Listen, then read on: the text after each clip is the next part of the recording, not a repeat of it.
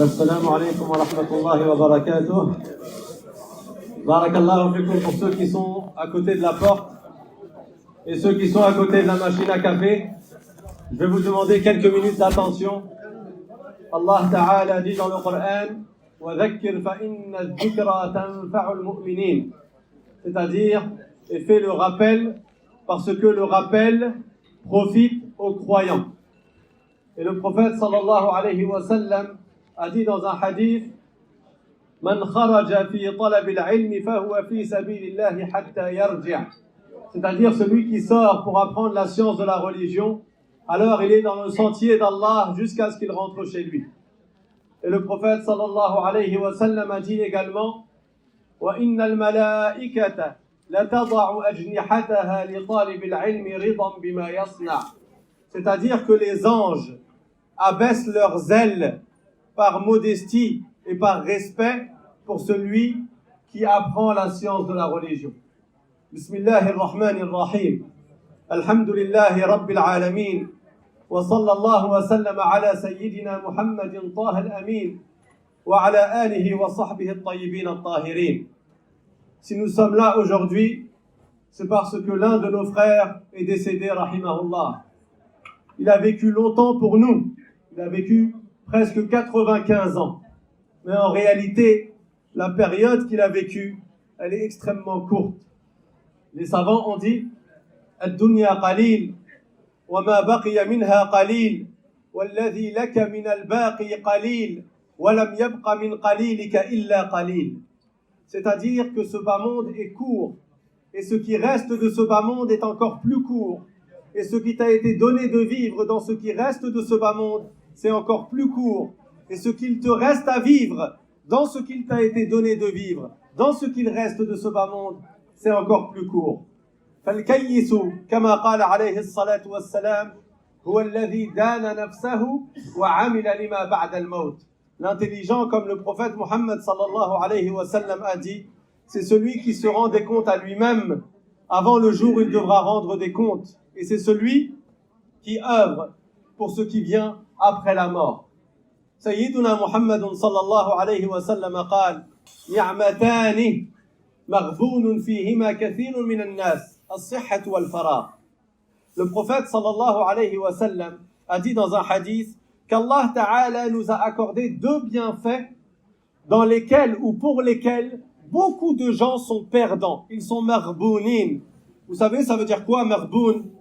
Allah Ta'ala dit dans le Coran: Yawma yajma'ukum liyawm al-jam' dhalika yawm at-taghabun. Allah dit dans sourate At-Taghabun, c'est une sourate qui a ce nom-là. At-Taghabun, c'est la perte. Allah vous réunira au jour dernier, le jour de la perte, le jour où beaucoup de gens seront perdants. At-Taghabun, al-ghabn, à l'origine dans la langue, on l'utilise dans le commerce. Si tu vends quelque chose à perte, on dit que tu es marboun.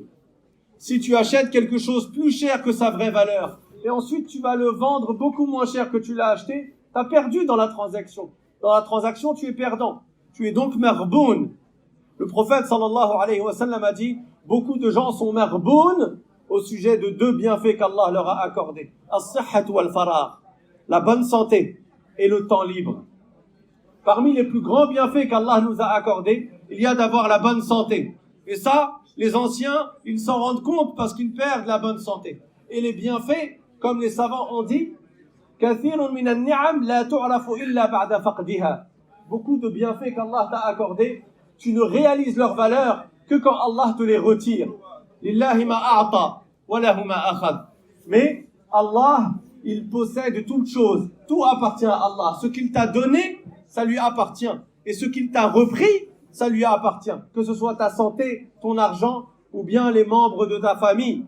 Dans toutes les situations, tout appartient à Allah. Inna lillahi wa inna ilayhi raji'un. Nous appartenons à Allah et c'est à son jugement que nous retournerons.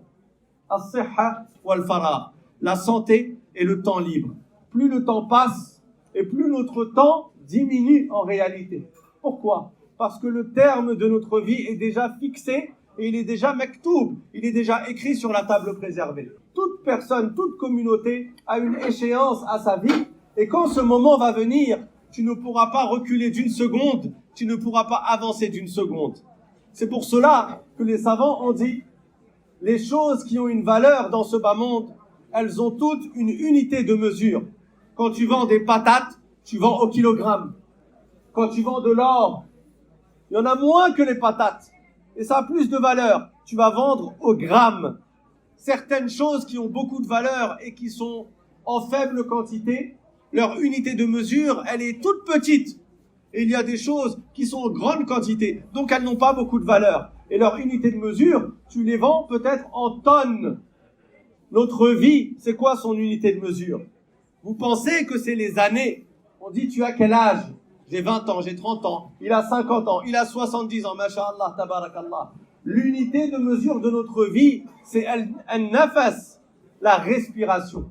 Ton souffle, c'est ça l'unité de mesure. Donc en réalité, chaque souffle qui sort de ta bouche, c'est un instant en moins de ta vie. Tu te rapproches encore plus du moment de ta mort. Chaque souffle, l'intelligent, il réfléchit en respiration. Il réfléchit en souffle. Alors imaginez-vous le temps qu'on perd dans notre vie. Les jeunes, ils perdent leur temps dans les réseaux sociaux. À l'époque, c'était devant la télévision. Certains, ils perdent leur temps dans al-qil ou al-qal, la médisance. Ils se réunissent entre eux et ils parlent pour ne rien dire ou pour parler sur les autres en mal. Tout ceci n'est qu'une perte de temps que l'on regrettera au jour dernier. L'imam Ibn al-Jawzi, rahimahullah, c'était un grand savant qui a écrit un livre dans lequel il donne des conseils à son propre fils, à son enfant. Il lui a dit dans ce livre, imagine que au jour dernier, il y aura comme un casier où il y a plein de tiroirs. C'est ton casier à toi. C'est ton armoire. Ces tiroirs-là, c'est tes respirations que tu as eues dans cette vie. Chaque tiroir, c'était une respiration. Est-ce qu'au jour dernier, tu veux ouvrir tes tiroirs et les trouver vides? Ou bien tu veux qu'ils soient pleins de trésors? Tu veux ouvrir tes tiroirs avec des richesses à l'intérieur? Ou bien tu veux trouver tes tiroirs qui sont vides? Chacune de nos respirations, est-ce qu'on l'utilise dans le bien? Est-ce qu'on l'utilise dans l'obéissance à Allah Ta'ala? Ou bien on perd notre vie? C'est pour ça que le prophète sallallahu alayhi wa sallam a dit Ni'matani maghbounun fihima kathirun minan nas as-sihhat wal faragh. Ces deux bienfaits qui sont la bonne santé et le temps libre, beaucoup de gens sont perdants dedans. Ils les perdent et quand ils se rendent compte de leur valeur, c'est trop tard. Les gens courent après l'argent et ils utilisent leur santé pour gagner de l'argent. Puis quand ils atteignent un certain âge, tout l'argent qu'ils ont gagné, ils l'utilisent pour essayer de récupérer leur santé. Tu cours après quelque chose en délaissant un grand bienfait qu'Allah t'a accordé et dont tu ne réalises pas la valeur. Et quand tu obtiens ce que tu as voulu toute ta vie, tu as à la fin une certaine quantité d'argent, tu le dépenses complètement pour aller faire des IRM, pour aller faire des radios, pour aller manger tes médicaments, etc. Donc l'intelligent, c'est celui qui observe la valeur des bienfaits qu'Allah lui a accordés et qui fait partie de Ash-Shakurin. Allah dit dans le Coran wa qalilun min ibadi ash-shakur. Très peu de gens sont reconnaissants. Quand quelqu'un te donne à manger, tu lui dis barakallahu fik, shukran, sahid, je te remercie beaucoup parce qu'il t'a donné un repas. Quand quelqu'un t'ouvre la porte et te dit allez-y, passez devant moi, tu lui dis merci. Tu le remercies alors qu'il a quasiment rien fait pour toi. Mais Allah subhanahu wa ta'ala, qui t'a donné la vie, qui t'a donné chacune de tes respirations, qui t'a donné ta subsistance, ton rizq, chacun de tes repas, chaque boisson, chaque gorgée que tu as bu dans ta vie, c'est Allah Ta'ala qui te l'a donné. وَمَا مِن دَابَّةٍ فِي الْأَرْضِ إِلَّا عَلَى اللَّهِ رِزْقُهَا. Chaque créature qui marche sur terre, c'est Allah qui lui a donné sa subsistance. Donc celui qui nous a tout donné depuis notre naissance, et avant même notre naissance, quand on était dans le ventre de notre mère, Allah nous donnait notre subsistance. Avant même la naissance, jusqu'à notre mort, tous ces bienfaits-là, comment on remercie Allah subhanahu wa ta'ala? Est-ce qu'on remercie Allah convenablement? Est-ce qu'on est reconnaissant? Le prophète sallallahu alayhi wa sallam a dit Man u'tiya fa shakar, wa btuliya fa sabar, wa zulima fa ghafar, wa zalama fa staghfar, ulaika lahumul amnu wa hum muhtadoun. Tu veux savoir c'est quoi le vrai chemin de la reconnaissance à Allah pour ses bienfaits? Le prophète alayhi salatu wa sallam te l'a donné. Et il a dit, celui qui a reçu des bienfaits et qui remercie Allah pour cela. Il a eu des épreuves, il patiente. face aux épreuves. Il a subi des injustices, il pardonne à l'injuste. Et si lui-même a été injuste, alors il demande pardon pour les injustices qu'il a commises. C'est celui-là qui sera en sécurité dans l'au-delà. C'est celui-là le gagnant qui gagnera le paradis. Ce sont eux les bien guidés. Mais nous, où sommes-nous par rapport à cela? Est-ce qu'on veut, au jour dernier, le jour où il y aura beaucoup de perdants, faire partie des perdants ou des gagnants? Allah Ta'ala dit dans le Coran, au sujet des gens de l'enfer, وَهُمْ يَسْتَرِخُونَ فِيهَا. Ils hurleront en enfer. رَبَّنَا أَخْرِجْنَا نَعْمَلْ صَالِحًا غَيْرَ الَّذِي كُنَّا نَعْمَلْ. Ô Seigneur, diront-ils, fais-nous sortir de l'enfer pour qu'on fasse des bonnes actions autres que le mal que nous faisions. أَوَلَمْ نُعَمِّرْكُمْ. Allah Ta'ala dit dans le Coran, ne vous ai-je pas donné assez de temps? T'as pas eu assez de temps dans ta vie pour prouver, pour être reconnaissant, pour œuvrer. T'as pas eu assez de temps. أَوَلَمْ نُعَمِّرْكُمْ مَا يَتَذَكَّرُ فِيهِ مَنْ تَذَكَّرَ. T'as pas eu assez de temps pour réfléchir et pour te rappeler, pour méditer et pour œuvrer. وَجَاءَكُمُ النَّذِيرُ. Et Allah dit, dans la suite de ce verset, l'avertisseur, il n'est pas venu à vous? C'est qui l'avertisseur? Je connais l'avertisseur, Hada. Certains savants ont dit l'avertisseur, c'est le prophète Muhammad sallallahu alayhi wa sallam. Parce qu'Allah dit dans le Coran, كَانَ النَّاسُ أُمَّةً وَاحِدَةً فَبَعَثَ اللَّهُ النَّبِيِّينَ مُبَشِّرِينَ وَمُنذِرِينَ. Allah vous a envoyé des prophètes qui annoncent la bonne nouvelle du paradis et qui avertissent du châtiment de l'enfer. Mais, d'autres savants ont dit l'avertisseur, c'est Ash-Shaib, les cheveux blancs qui sont sur ta tête. Ils sont venus pour t'avertir que tu allais bientôt mourir.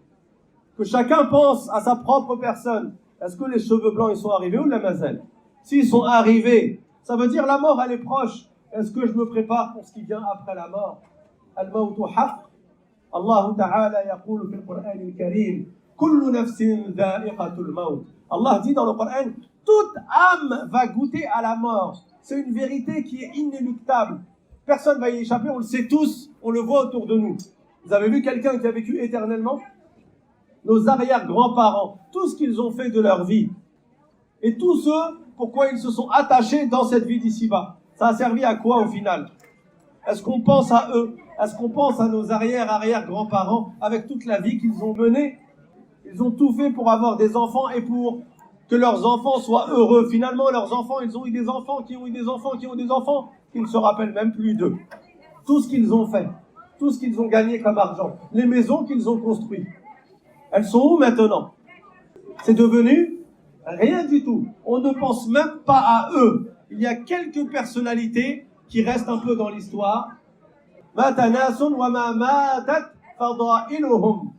Certaines personnes sont décédées, mais leurs bienfaits sont encore là. Parce qu'ils ont fait du bien, on pense encore à eux, comme les prophètes, comme Abu Bakr, wa Umar, wa Uthman, wa Ali, radiyallahu anhum. On les cite encore à notre époque, jusqu'à aujourd'hui, des centaines d'années après. Mais nos arrière-grands-parents, est-ce qu'on pense à eux? Non. Et nous, dans 100 ans, qui va penser à nous? Dans 100 ans, qui va se rappeler de nous? Dans 100 ans, que seront devenues nos maisons, nos voitures, notre argent, nos enfants? Tout le monde nous a oubliés, ça y est, c'est fini. Il ne restera pour nous que nos bonnes actions et nos mauvaises actions.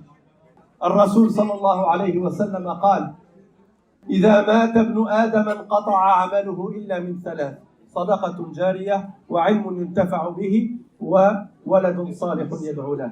Quand la personne elle meurt, le livre de ses actes se ferme. Ça y est, t'as plus de hasanat, plus rien, tu peux plus rien faire. C'était dans cette vie que tu pouvais œuvrer. Après la mort, c'est trop tard. Mais il te reste quand même 3 choses. Une aumône qui perdure, si tu as fait des sadaqat, une science qui est utile pour autrui si tu as enseigné aux gens le bien, et un enfant vertueux que tu as éduqué convenablement dans la loi qu'Allah Ta'ala agrée dans la religion de l'islam, il te fera des invocations, ça te sera utile dans ta tombe. Mais tout le reste, ça part dans le vent. Il ne te restera plus rien. C'est pour cela que l'intelligent, c'est celui qui œuvre pour ce qui vient après la mort. Al-kayyisu man dana nafsahu wa amila lima ba'da al-maut. Wal-ajizu man atba'a nafsahu hawaha wa tamanna 'ala Allah al-amani. Et le prophète a dit, et l'incapable, c'est celui qui suit ses passions. C'est celui qui suit sa nafs. Il espère qu'Allah lui fasse miséricorde et il se noie dans les péchés. Mais jusqu'à quand? Jusqu'où? On va tous mourir, on le voit. Il y a ceux qui meurent à 95 ans, il y a ceux qui meurent beaucoup plus tôt. Mais au final, la finalité, c'est la même. Sayyiduna Nuh, alayhi salam, da'a ila l'islam, alfa amin illa 50 sana. Le prophète Nuh, alayhi salam, a appelé à l'islam 950 ans. Il a vécu 1780 années. Juste avant de mourir, les gens sont venus le voir et lui ont demandé « Comment as-tu trouvé ce bas monde ?» Il a vécu beaucoup plus longtemps que nous. Il leur a répondu « Ce bas monde, je l'ai trouvé comme une pièce dans laquelle il y a deux portes. Je suis entré par une porte et je sors par l'autre porte. » Hadihi ad-dunya. Regardez, chacun d'entre nous, il se dit « Le temps, il est passé vite. J'ai tel âge, subhanallah, depuis que j'étais enfant, comment le temps est passé vite, comment les années se sont écoulées rapidement.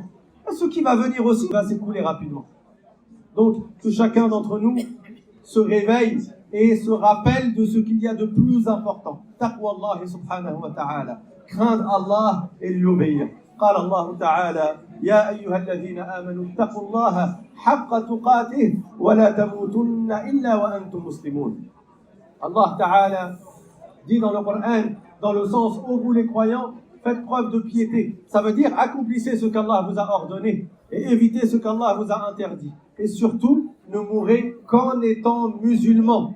Que la personne s'attache à sa foi, qu'elle s'attache à l'islam.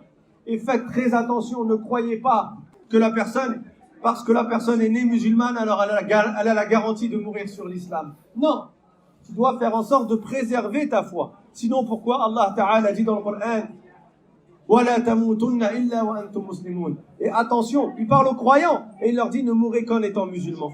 Parce qu'il se peut que la personne, elle fasse quelque chose qui la fait sortir de l'islam. Et à cause de l'ignorance à notre époque, beaucoup de gens disent des paroles qui sont extrêmement graves parce qu'ils n'ont pas appris la science de la religion. Des paroles dans lesquelles ils vont insulter Allah sous l'effet de la colère. Ou bien ils vont insulter la religion de l'islam. Et ça, ils le font beaucoup au bled. Ils sortent de l'islam sans même s'en rendre compte. Le prophète sallallahu alayhi wa sallam a dit Man samata naja, celui qui se tait, il est sauvé. Et le prophète sallallahu alayhi wa sallam a dit dans un hadith rapporté par At-Tirmidhi Inna al-abda la yatakallamu bil kalimati la yara biha ba'sa yahwi biha fi an-nar 70 kharifa. Il arrive que la personne prononce une parole dans laquelle il ne voit pas de mal, mais à cause de laquelle il chutera en enfer pendant 70 ans. Pourquoi? Parce qu'il s'est précipité sous la colère à dire des paroles qui les font sortir de la religion de l'islam. Que chaque personne fasse attention à sa langue. Al-Rasul sallallahu alayhi wa sallam قال من ضمن لي ما بين لحييه وفخذيه ضمنت له الجنة. C'est-à-dire celui qui préserve ce qu'il y a entre ses deux mâchoires et ce qu'il y a entre ses deux jambes, je lui garantis le paradis. Et le prophète sallallahu alayhi wa sallam a dit من كان يؤمن بالله واليوم الآخر فليقل خيرا أو ليصمت. C'est-à-dire celui qui a cru en Allah et jour du jugement, qu'il dise du bien ou qu'il se taise. Barakallahu fikum mes frères. J'ai pas voulu prolonger trop ce rappel, mais que chacun d'entre nous prenne conscience que notre passage sur terre, il est extrêmement court et que ce n'est pas la finalité. Abdullah ibn Umar, radiyallahu anhu, il disait إذا أصبحت فلا تنتظر المساء وإذا أمسيت فلا تنتظر الصباح. Si tu vis jusqu'au matin, ne crois pas que tu vas vivre jusqu'au soir encore. Et si tu vis jusqu'au soir, ne crois pas à la nuit que demain matin tu seras encore en vie. Donc tu dois œuvrer comme si tu partais, comme si tu allais bientôt quitter cette vie. C'est pour cela que le prophète Mohammed sallallahu alayhi wa sallam a dit Sallu salata muwaddi'. Quand tu fais ta prière, fais comme si c'était ta dernière prière. Ne te précipite pas. Fais pas la prière à fond la caisse, sans aucune concentration, sans aucun khushu', en te disant, de toute manière, j'ai encore plein de prières derrière. Non, c'est peut-être ta dernière prière. Crains Allah, repens-toi à Allah, demande pardon à Allah. Et rappelle-toi que dans un instant, tu peux mourir. Al-mawtu sayfun ala riqab al-ibad. La yadri ahaduna mata yaqta. L'épée, la mort, c'est comme une épée qui est juste au-dessus de notre cou et on ne sait pas à quel moment elle va trancher. نسأل الله تعالى الهداية لكل واحد منا والرحمة لمن كان سببا في اجتماعنا. اللهم ارحمه برحمتك الواسعة. اللهم ارحمه يا أكرم الأكرمين. اللهم افسح له في قبره وجاف الأرض عن جنبيه. اللهم أكرم نزله. اللهم اجعل قبره روضة من رياض الجنة. اللهم لا تجعل قبره حفرة من حفر النيران. اللهم أدخله الجنة بسلام. اللهم إن كان محسنا فزد في حسناته. اللهم إن كان مسيئا فتجاوز عن سيئاته يا رب العالمين. اللهم لا تدع لنا في هذا المجلس ضالا إلا هديته، ولا مريضا إلا عافيته، ولا مهموما ولا مكروبا إلا فرجت عنه يا رب العالمين. اللهم اهدنا واهد من ضل من أهالينا. اللهم اشفنا واشف من مرض من أحبابنا. اللهم اجعلنا هداة مهتدين غير ضالين ولا مضلين. اللهم ارحمنا إذا ما صرنا إلى ما صار إليه. وآخر دعوانا أن الحمد لله رب العالمين، وصلى الله وسلم على سيدنا محمد وعلى آله وصحبه وسلم. سبحان ربك رب العزة عما يصفون، وسلام على المرسلين، والحمد لله رب العالمين، وبارك الله فيكم.